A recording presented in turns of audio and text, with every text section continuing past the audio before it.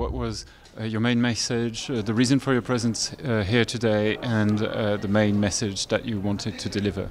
The reason that I'm here today is that we're launching this initiative where we're going to share the knowledge that we have developed in Ireland right across Europe. We now are the global leaders in taking variable renewable electricity, like wind, like solar, onto our grid.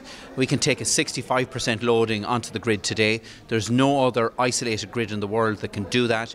We're going to get up to 75% by 2020. This is a huge technical challenge for any electricity grid, and it is going to be a problem that's going to grow and grow across Europe as we move to 50% renewables onto our grid by 2030.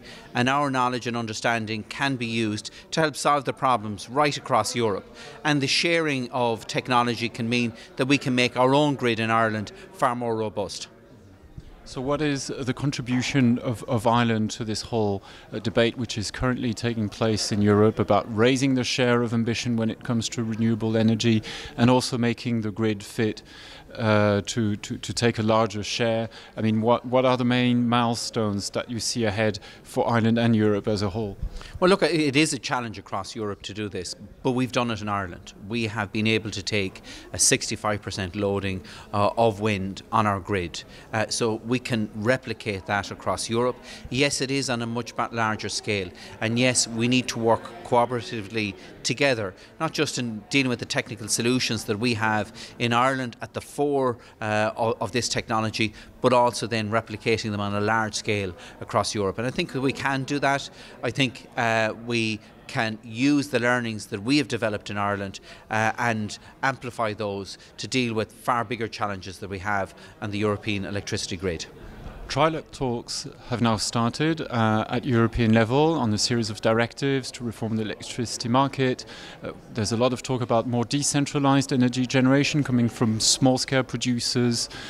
Do you see support from all the member states in doing that, or what do you see, the challenges ahead there on the political level to get everyone on board on such a vision? I don't believe that it's a political problem here in relation to this. I think there is unanimity across Europe that we need to support consumers in producing electricity for self-consumption and to be able to either store or put that back onto the grid. The issues here are more technical in nature, and how do you support a grid to do that, and who actually pays for that? Is it other consumers that don't have the opportunity to produce? Are there other ways of doing it? What we're doing in Ireland is, because Ireland is very much a microcosm of the pan-European grid, and how we can actually try and deal with some of those challenges. What we're doing at the moment in Ireland is we're looking at a pilot scheme now to support consumers to generate their own electricity, to meet their own needs, and to be able to store that on site. I think in the years to come, a lot of that will be actually done with mobile battery storage in the form of electric vehicles, and people will be able to transport that energy from one location to another as and when it's needed. In the short term, we're looking at some novel solutions to support consumers producing their own electricity and meeting their own needs. So I think this is complex from a technical point of view at the moment. I don't think there is an unwillingness from a political perspective to do it, and I think working with this particular initiative and other initiatives across Europe, we can crack those technical challenges. To conclude, last year the European Commission allocated €4 million to a project to link up the Irish electricity grid to France. So how is that going to benefit Ireland, and is this related to worries that you may have over Brexit? Well, the plan, which is called the Celtic Enter Connector, is to link France with the Irish electricity grid. It's going to have a capacity of about 700 megawatts. It allows us to provide additional stability on our grid and helps us to take more renewables onto the grid. It also allows us to export renewable electricity onto the main European grid as well, and provide stability on part of the French network. So it's a benefit to both individual networks, as well as allowing for more renewables onto the grid.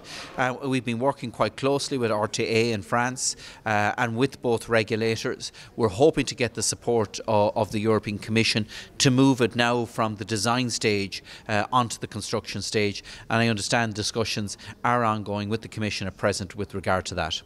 And that is obviously going to help diversify sources of potential electricity coming in from Ireland in a situation which is pretty uncertain because of Brexit, correct?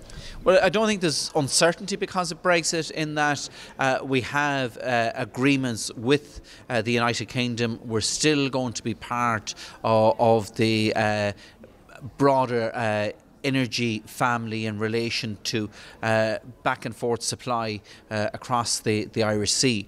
But I think it is important in terms of meeting the 15% interconnectivity that the EU has set in relation to electricity, and also in relation to providing us with an alternative support in relation to electricity supply outside of Britain, because Britain is now leaving the European Union. I think it's important from a political point of view, from a broader energy security point of view, but we don't see it in the short term as causing threats in relation to security of supply.